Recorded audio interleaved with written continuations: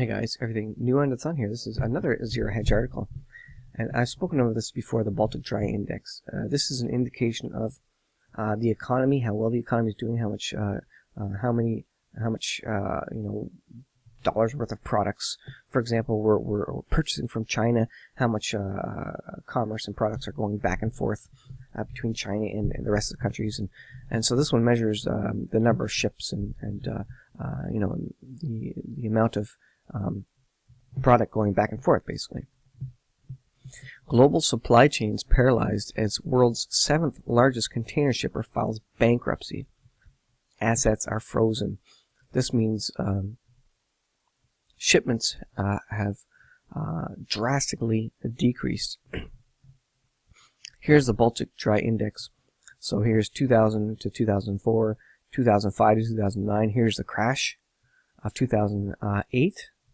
It dropped right off when the economic collapse happened, and it shot up, and then we're actually down below the minimum there for 2008. 2015 was a low here. We're in 2016, and it's basically crashing absolutely down.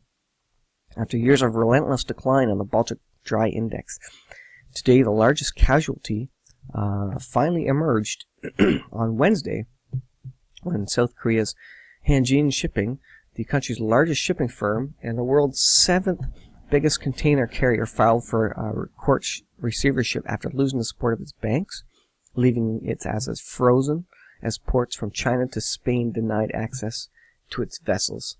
So the 7th largest shipping company went bankrupt because there's a lack of business, a lack of shipping. The economy is in steep decline right now. For those unfamiliar with the company, Hanjin is Korea's largest and one of the world's top 10 container carriers. It operates some 70 liners and transfer services around the globe, transporting 100 million tons of cargo annually. Its fleet consists of 150 container ships and bulk carriers. As Reuters reports, banks led by state-run Korea Development Bank withdrew backing for the world's 7th largest container carrier on Tuesday, saying funding plan by its parent company was inadequate to tackle debt, which stood at 5.6 trillion won, $5 billion at the end of 2015. As part of the company's insolvency process, a court will now decide whether the Hanjin shipping should remain as a going concern or be dissolved. The process usually takes 1 or 2 months, but is expected to accelerate in Hanjin's case.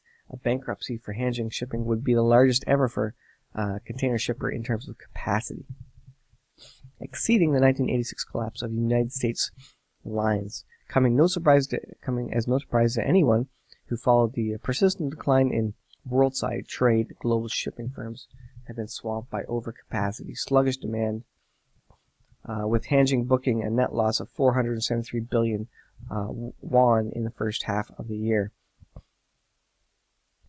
This means it's the economy is really doing badly. I mean, if you didn't know it already, obviously. The global implications for the bankruptcy are unknown. If, as expected, the company's ships remain frozen and inaccessible for weeks, if not months, the impact on global supply chains will be devastating, potentially resulting in a cascading waterfall effect whose impact on global economies could be severe as a result of the worldwide logistics chaos. The news is that both economists and corporations around the globe, those impacted and others, will now have yet another excuse on which to blame the unexpected slowdown in both profits and economic growth in the third quarter. What more do you need to show you how bad the economy is? Here we are in a worse situation. The debt is higher, the economy is lower than it was in 2008, and we are ready for a massive economic collapse. Hang on tight, guys.